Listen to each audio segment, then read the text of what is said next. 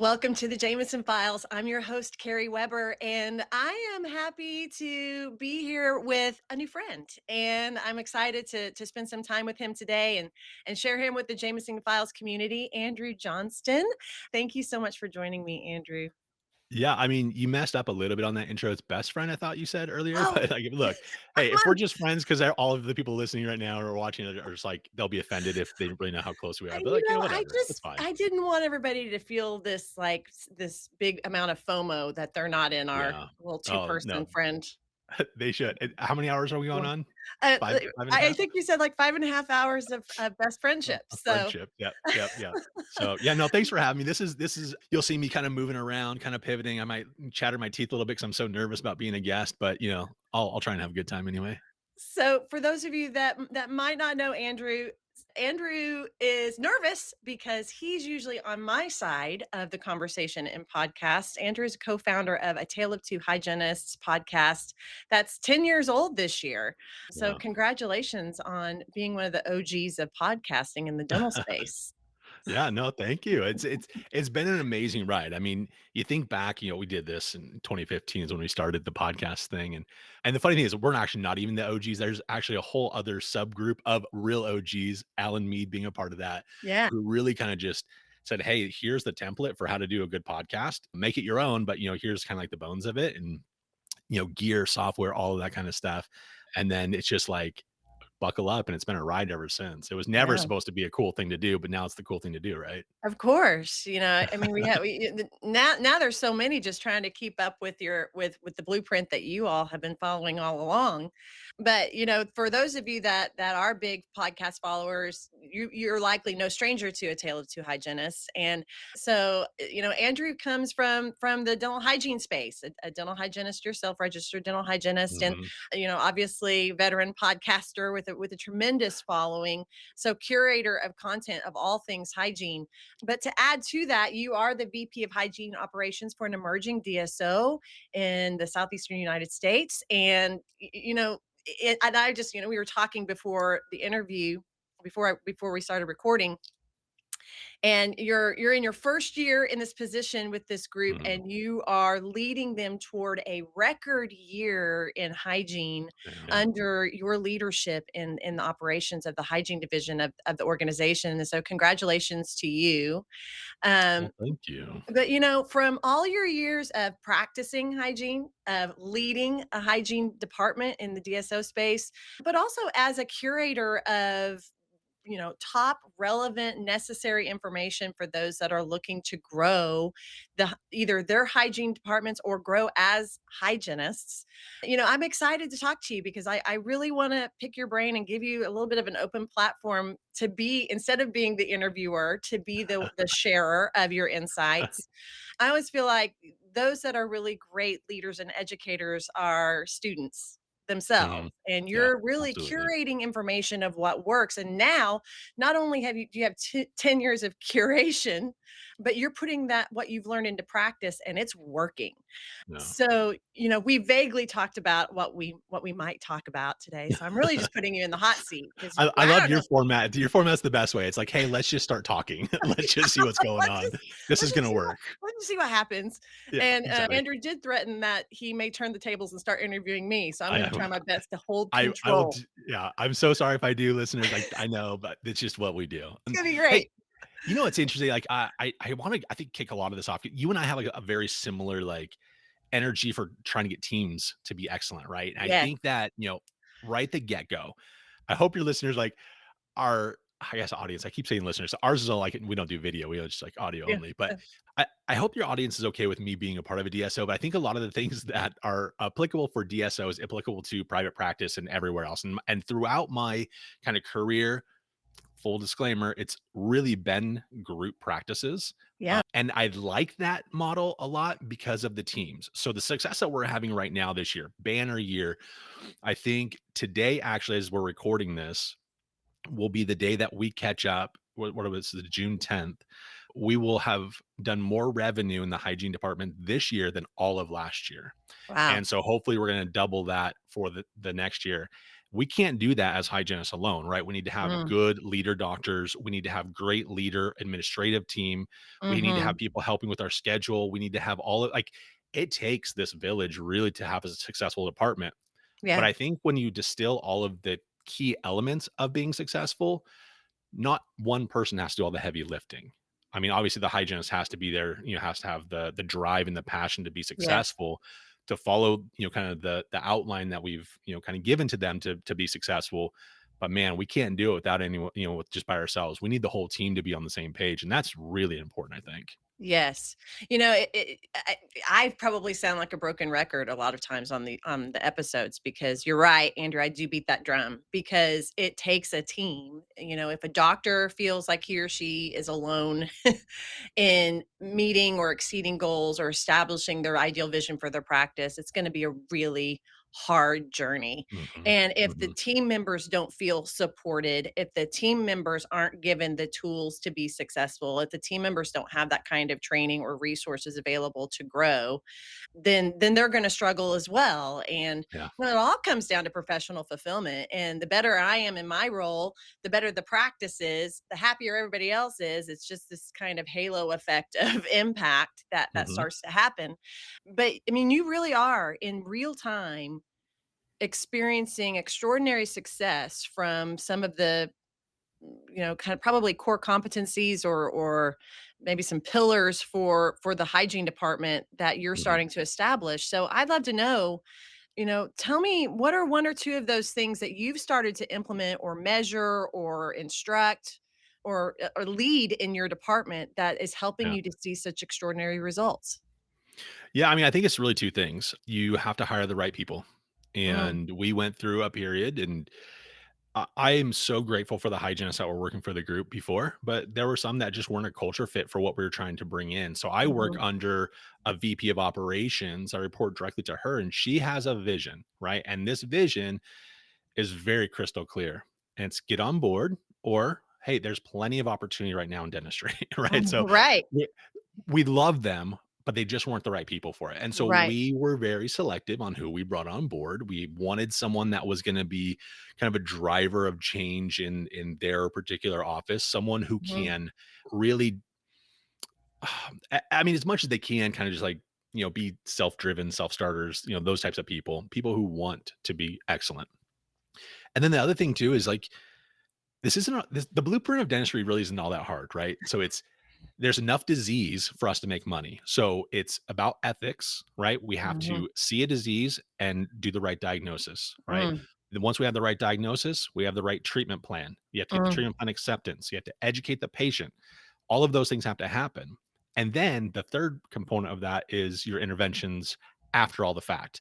This is mm. not new. This is not something Andrew made up. This is Right. dentistry 101. Yes. The difference is if you execute on all of those things, you're going to be just fine.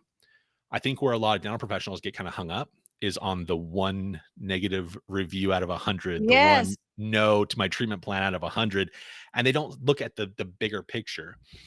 And so to that point is you do have to have some sort of a clinical dashboard. You do have to have some sort of a measurable KPI system in place, which we did Mhm, implement as well.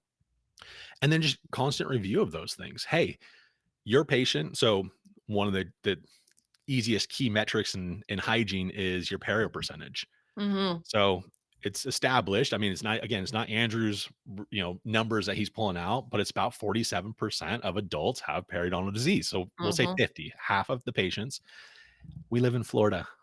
You don't think there's a little bit of an older population here, a bunch of retirees that have had some Yeah. sort of disease over their years. So we're going to see a little bit higher. So when we come in, I can't see 10% walkout codes that are only perio related and 90% prophies. That's ridiculous. And I understand the argument is like, well, they're on, retirement or pension or they don't have that much money. I understand that. I understand that. It doesn't But change the fact that they have a disease that could cause, mm-mm, mm-mm. a lot of larger issues that we're turning a blind eye to. Yeah, exactly.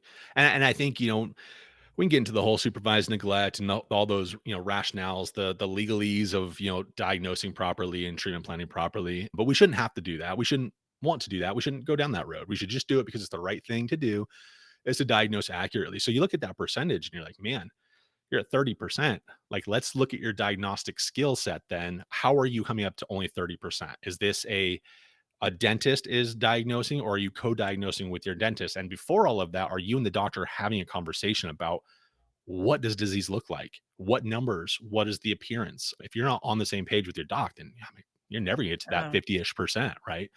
And so I think that's like that's the lowest hanging fruit. You get to Oh, accurate diagnostics, man, you're gonna start knocking it out of the park in the hygiene department. I mean, so many truth bombs.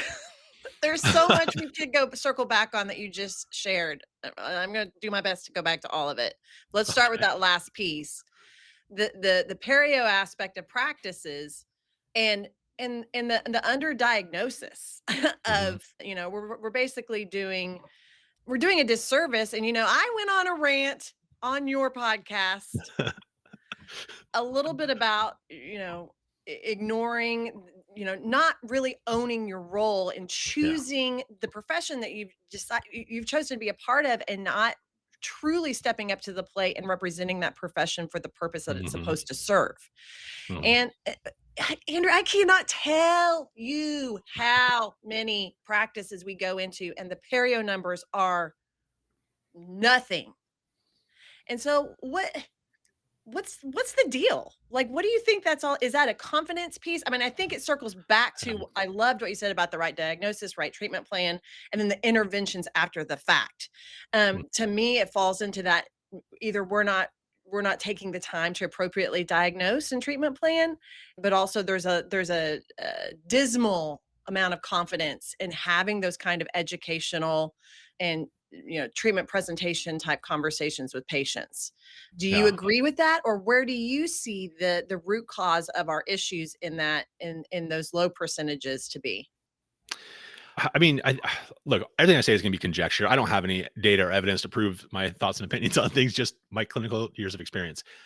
I don't understand why we are so separated from like the medical side of things. You know, you go to Mhm, your doctor and they say, this is your disease, this is your treatment, and this is your mhm. interventions. And they don't give it a second thought. But all of a sudden, when we start doing that, we're like, oh, but here's some other options that are going to be lower Isn't quality. It's not that the actually going to truth? treat what you want to do, but we're going to try. Like, what are we doing here? Like, so there Yeah. has to be a shift. And the other thing too is like we have group think as far as like dentistry goes. Like whatever the three dentists over there are doing, well, these guys are also kind of have that same mentality of we're gonna, hey, they want to do SRPs over there. Well, we'll do it for a pro fee or whatever. Like we're gonna like Mhm, just like we need to do better on that aspect. mhm, Not care about the emotional side of money. And I think mhm, that's so let me put a pin in that for a minute because I do want to come back to that. But the second mhm, part of this though is I do think that the dentist generally, and I'm not trying to throw all the dentists under the bus because I look, if you get offended by my words, maybe you're not doing it right. But if you're not offended, then you're probably doing it right. That's just the way it is. Here's the thing. I don't think that they're given enough education. I think that they just think that, oh, perio is perio. They don't focus on it the same way that we do. And mhm. because of that, they're not looking for it the same way that we're looking for it. And that's fine. It doesn't have to. I'm not always looking for well, actually, I do actually look for implant cases and stuff for my doctor to tee them up. But like Right. that's not I'm not really focused on restorative in the same way. So I might miss some sort of restorative component where they might miss some perio component. And that's okay. I'm not trying to like get everyone like all riled up and oh we hate Andrew now. But like Nobody's Andrew gonna at a hate tale of you. two hygienist.com if you want to email me, go ahead.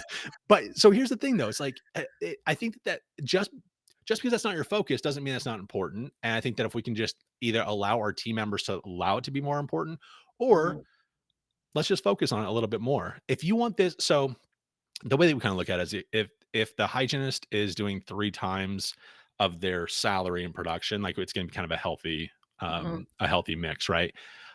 I'm not opposed to it should be, like you should be doing $2,000 and $3,000 a day, and maybe you should mhm, be paying your hygienist 30% or 35% of that. There's a way to get people to do the right things, whether that it's financial motivation or whether it's just ethical, like let's do the right thing. mhm. And if you want your hygiene department to be successful and bring in a lot of money for you, focus on perio. Don't don't Yeah. don't ignore it. Well, and to support your, what you're saying, and for those in the Jameson Files community that are Jameson clients or have been Jameson clients, this is not new information for you because we teach we try to encourage, just like we said at the start, Andrew, team approach Mhm. to the patient experience, to patient education, to treatment acceptance. And there is such an important aspect of treatment acceptance, restorative, perio, whatever the case may be, Mhm. that happens in the hygiene chair. We want 40 to 60% of restorative to come from hygiene because Yeah. that's where your patients are flowing in the most. So when you have tremendous hygienists that not only understand their role in successful and effective hygiene care, the continuous care, but are Mhm. really helping to support those restorative needs or the periodontal disease or whatever the case may be. And to your point, Andrew, co-diagnosing with the doctors. And when we have tremendous doctor hygiene evaluations where the hygienist has already started having these conversations with the patient, partnering with the patients in their treatment and their ongoing care, and then that doctor comes in and we tee them up with photos, scans, and the start of a conversation that is appropriate for whatever the treatment is that the patient needs. That's a whole different practice. Yeah. Yeah. That's top tier practice. So if you're feeling stuck, if you are if you're not growing, if you're not thriving, if you feel very stuck, I would take a really long, hard look at your hygiene department and your relationship doctors with your hygienists and how you all are partnering for the patient's health and their care. And I And would to your say though, point, I would add to that though too, is like, with that, not all hygienists are created equal, right? And not all hygienists are gonna be the drivers of that. There might right. be an awkward time. If you love your hygienist anyways and they're still not performing the way that you need, you might need to find a way to coach them up, Yeah, because we're 100%. also not taught a lot of the stuff in hygiene school either. It comes Neither through are the working at doctors. DSOs. Right, right. So you definitely need, like, everyone needs a little bit more education. I think I did come across a little bit like a hygienist know everything and they don't, but you do need to probably help, move them along that pathway as well, to learn how to tee you up for certain Mhm, things, learn how to look for things, use the specific verbiage that you use for the patients for restorative, and so mhm, they can say the same verbiage so that the patient is like, "Oh, this feels familiar," every time they hear it, mhm, similarly. So, mhm. Yeah, you're absolutely right. It's not necessarily, what I don't want to be coming across as is saying that you should already know how to do all these things. If you do, great. yeah, but but there's but so there's much to learn. opportunities for growth. I mean, communication skills is a practice that we all, if you know, when you understand the power your effective communication has on you professionally and on your relationships professionally or with the patients, whatever, you will recognize very quickly that that's an ongoing study. Yeah, I yeah. mean, we teach it and we study it and have to practice it. I mean, it's not, very few does that come naturally. Mhm. And it is to just like what you're experiencing straight on, Andrew, is okay, I'm studying these things. This keeps coming across as something that's going to have a positive impact. And now that you're in that leader seat of a hygiene department, you're applying that in reality. You're Mhm. actualizing that in the practices, and the results are speaking for themselves. Yeah, there's a huge component though that I haven't even touched on yet that I think is what, looking at it from like the owner doctor perspective. So the owners of the group are extremely generous, right? They are business people. They're, Hmm. everyone's, money motivated, right? Hmm. And we've set up, well, backtracking one more time real quick. So hygienists want to feel value, right? They want to Hmm. feel included in decision making. They want to feel like that they are, that some's either emotionally or otherwise invested in the practice, right? Hmm. One of the ways to do that is to get them nice instruments, to pay a little bit more for the products that are nicer, that smell better, that taste better, that do whatever better, that are less sticky, less messy, like whatever the Yeah. hygienists like want, like, be collaborative. But if you want to have nice things, you better produce, like, you better, perform.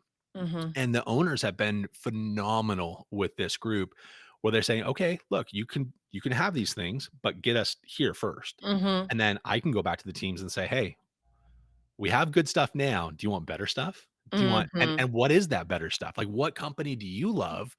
And let's try out a bunch of things. We've had companies send us, varnishes and Mm, instruments and things for us to try to see what's out there and what we want. And then the team feels like, hey, they're listening to my opinions. yeah. Like we're all a part of the team together. Yes.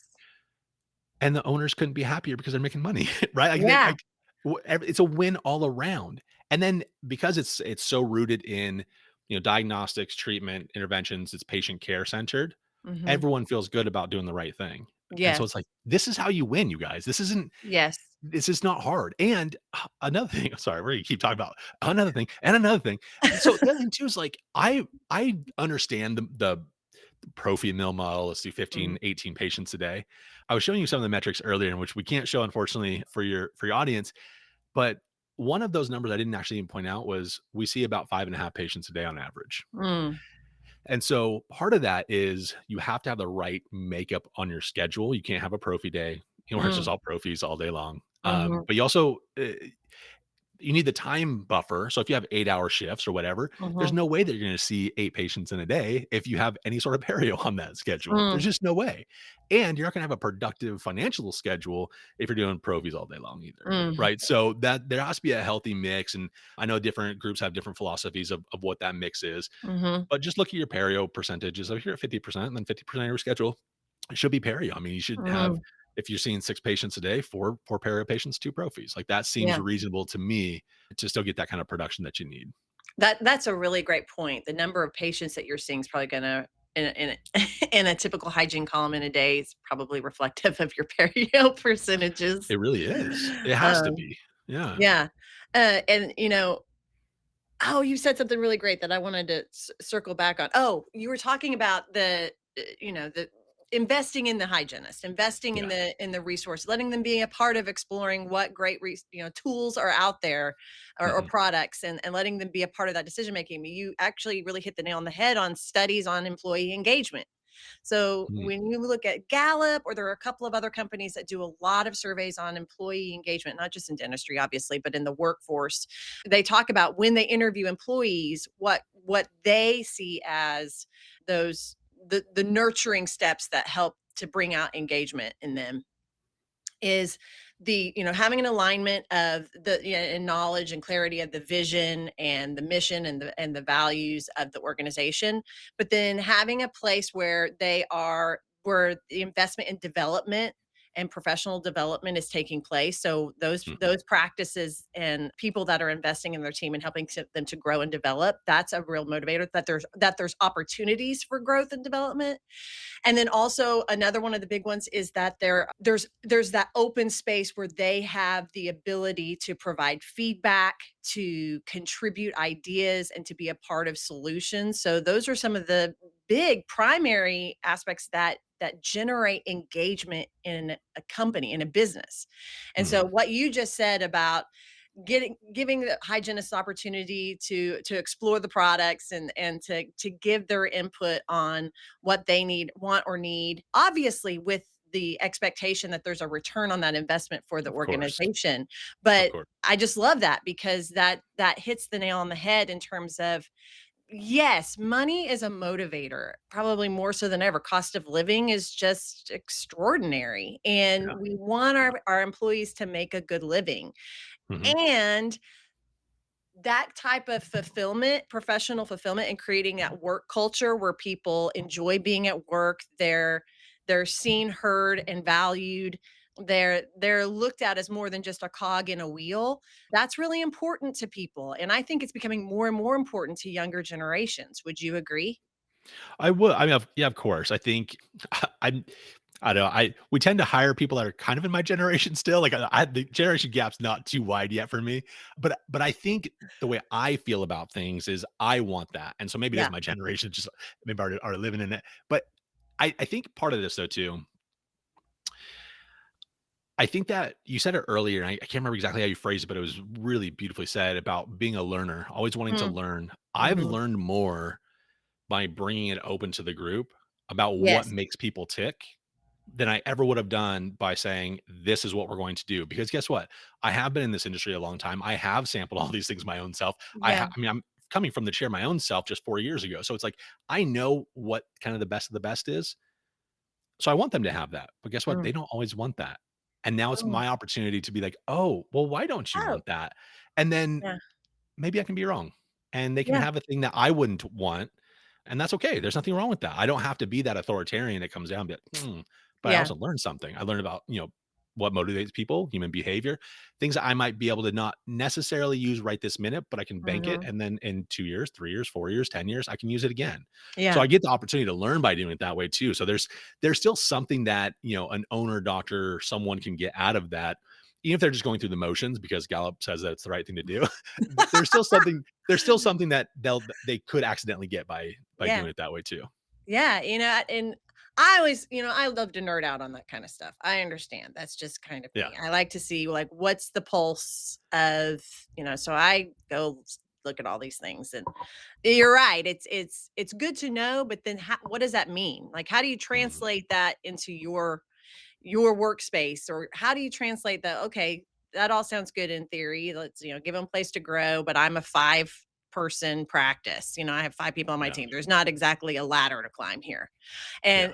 And so you have to, think about what what right culture and healthy culture looks like in your practice, and be consistent in that, Mhm. so that if people so that that becomes the reputation that Absolutely. that you have.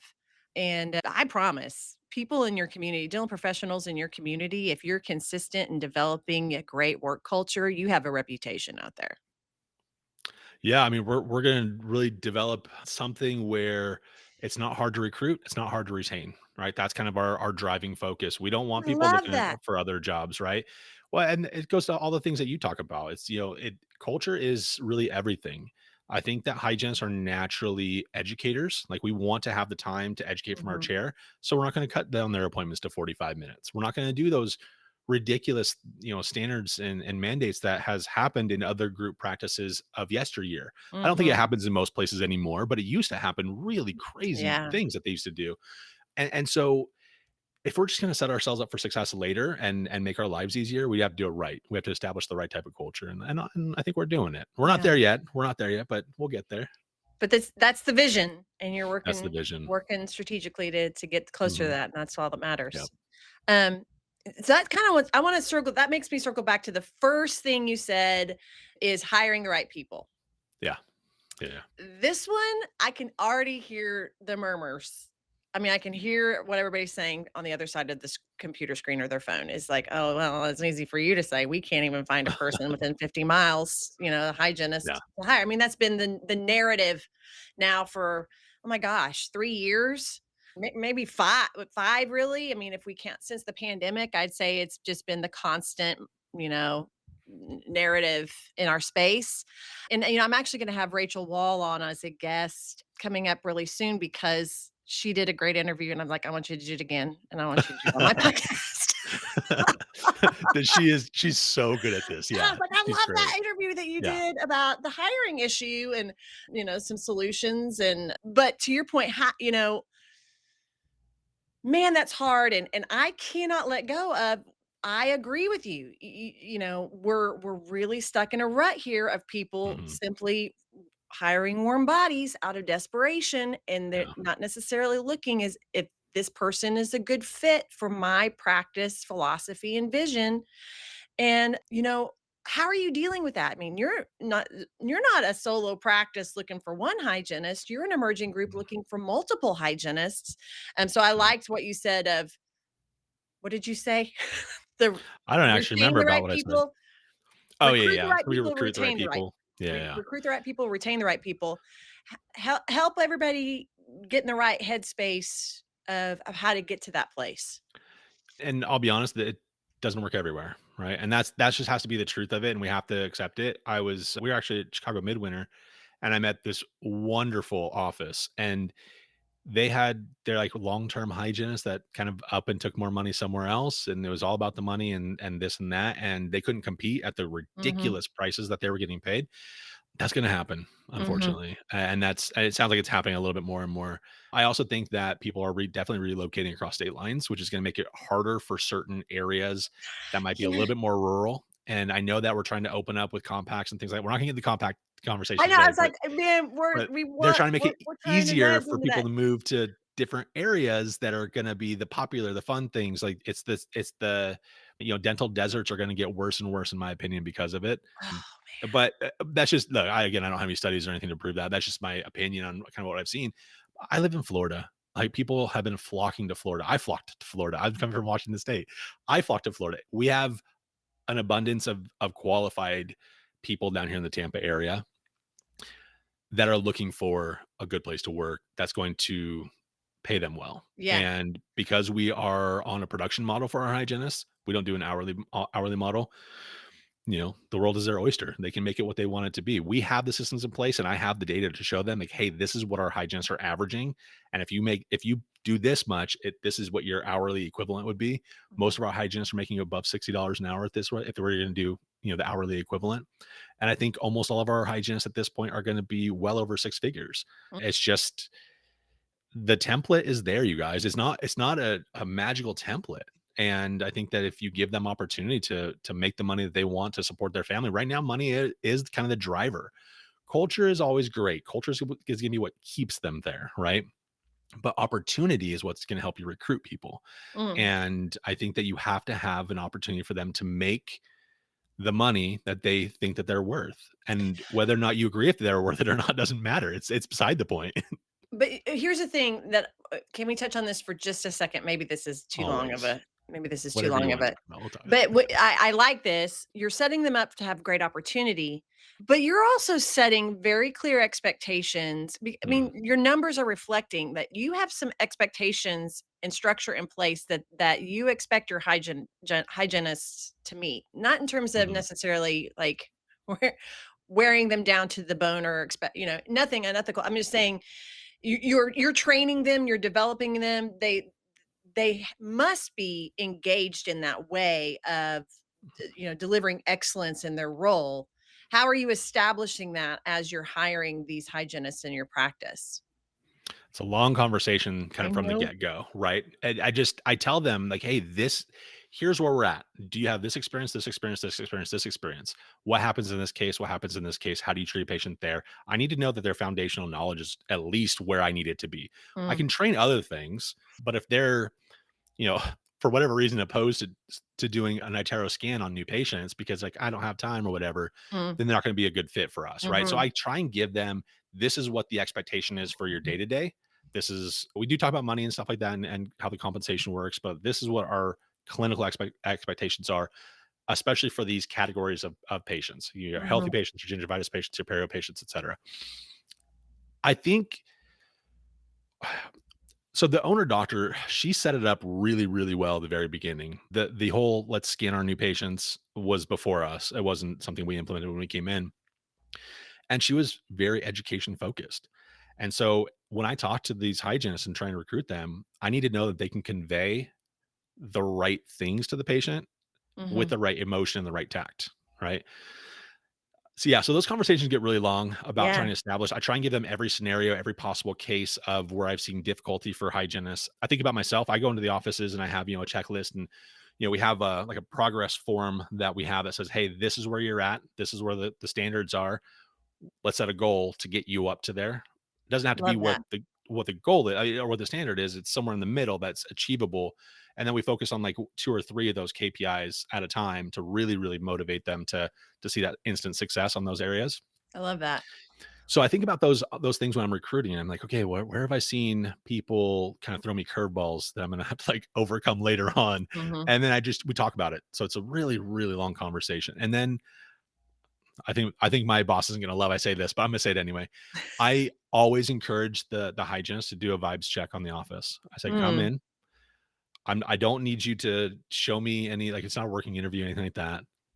Because sometimes when you go into an office, whether it's the smell of the office, whether it's the aesthetics, whether it's the layout, you just know right away you're like, I'm home, right? Yeah, And I need them to feel that. I need them to feel like they could at least get there. And if it's too far off, like, oh, well, I got another office for you. Let's go check that one out. yeah. So I don't know. That's Man, I probably a love longer that. A answer, but like vibes there's so check. many things. I love Yeah, the vibes check. vibes You check. got to. And, it really sounds like you are probably in the interview process, not only evaluating their skill set, but their coachability. Yeah, for sure. I Because mean, it sounds like, I mean, I love your checklist and all of those tools that you've established and, is really setting a standard of we're all about continuous development here. We're all about continuous feedback loops, and we're going to be constantly measuring our success against what right looks like here. And I mean, I love that, but that sounds like that's something, it may be something that you're simply naturally doing your own vibes check, so to speak. Um, well, I'm also a little bit like, how can I make my life easier? Can I get someone I don't have to micromanage? Can you just know all mhm, these things before you come in so I don't have to, mhm, constantly measure you, constantly check? I mean, if they're already above all of those, those KPIs that we're looking at, I mhm, don't I don't meddle. Like let's just let clinicians clinician, right? Like mhm, don't just so you can show your authority or whatever. mhm, We don't need to do that. And so I do try and hire someone that is a little bit more like turnkey. Like mhm. if we can be a little bit strict on the interview process, then Yeah, it's gonna make my life so much easier and not have to coach them as much. yeah, But we do have some, some people that hit all of the right things, but maybe still need that coaching. And I love that opportunity too. Like yeah, so I mean, we have a couple of them. They're just like the sweetest people, but they've never had, this opportunity before presented to them. mhm, And oh, sorry, we're going down so many rabbit holes, but like I also always try to have an anchor hygienist in every office, right? So yeah, those ones would be like my lead hygienist. I want an anchor hygienist, and then we can have a baby new grad, or we can have someone that's just like a mhm, couple years out, and then that way, like they get mentored the right way, whether it's between me, but it's also the other hygienists, but also the doctors and the front office, and everyone can kind of help form and mold this person into being really really successful. So I mean, sorry, there's so many things I I didn't know. even remember that we do all these things, but apparently we do You do all these do. things. It's a lot. I mean, this is a whole episode on best practices, right? No matter what season we're in the industry, hire Mm. slow, hire right doesn't go out of style. Yeah, yeah. No, you're right. And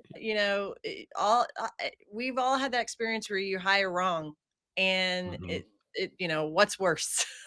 Yeah, yeah. And it's important to know kind of beginning with the end in mind in those interview conversations and what you're filtering for in terms of where you need them to at least be able to start and determine, can I work with this, can I build from this, are they coachable, and are we Mhm. able to partner together in our working relationship so that everybody thrives here. I'm really Yeah. like you, Andrea. I'd like to be able to, I don't want any, I don't want to micromanage. I don't want you to have to doctors don't want to micromanage. The worst. We do Yeah. enough leadership sessions with doctors that are on the cusp of just calling it quits because they just don't want to manage people.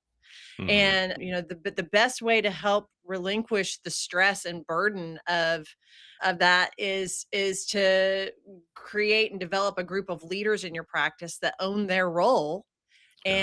and you can give them that freedom and authority to, how far into your practice have you delegated the ability to make decisions or to work independently as a part Mhm. within the structure of a team. That's what all the doctors are looking for. It's like, Yeah. how much can I just simply do the dentistry and do the patient care, and everybody Gosh, else that's what all of us I clinicians can want. trust them to do the things. Exactly, exactly. Yeah. Right? Yeah. So, well, I love it. I think you're doing great things. I'm trying to talk Andrew into being more of a speaker, and he doesn't want to. Oh, So I guess I'll that's just not keep my having you no. on as a guest on the Jameson Files.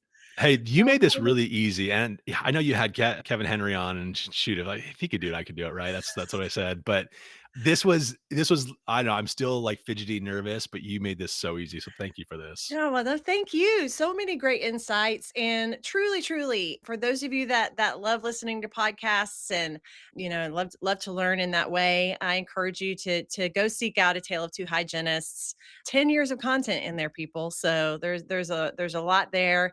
And Andrew, you're just the best. So You're the best. thanks for being my new best friend. Now we're at like 6 hours. I know, right? That was good. That was really good. 6 40 hours. minutes this one. You told me 25 minutes. I'm So it's sorry. We okay. just had We so had much a great to time. say. Good. So I much, I so know much your to audience is say. gonna have a good time with it. It'll Yeah, be it's gonna fun. be a great time. So, and to the audience, thanks to all of you for joining us, and be well, and we'll see you next time.